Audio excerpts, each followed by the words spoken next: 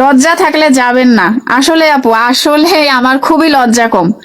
ঠিক আছে, খুবই লজ্জা কম, মানে এত বেহায়া আমি, সেটা আমি মানে নিজেও চিন্তা করি না যে একটা মানুষ আমার সাথে এত পরিমাণ অত্যাচার করছে, যেটা ভাষায় প্রকাশ করা যাবে না।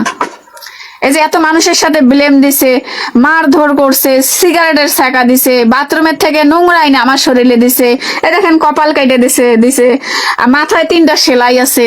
ঠিক আছে, এই যে আমার যে এই যে ইয়েগুলা, মুখের এই যে চওয়ালগুলা, গালগুলা, এগুলা কখনো এই যে আঙ্গুলের থাপড়াইতো, যে এগুলা থেকে আঙ্গুলের রক্তের দাগ কখনো মুছতো না।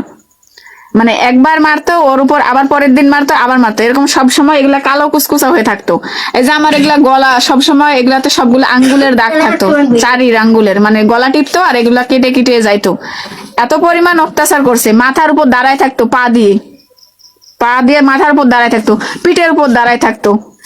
ঠিক আছে, মানে যে এত পরিমাণ অত্যাচার করা যায়, সে তত পরিমাণ অত্যাচারে আমার সাথে করছে। তারপরও কেন জানি বেহায়া মন তার দিকেই ছোটে। ঠিক আছে, জানি না কেন, আসলে এটা হচ্ছে একতরফা ভালোবাসা।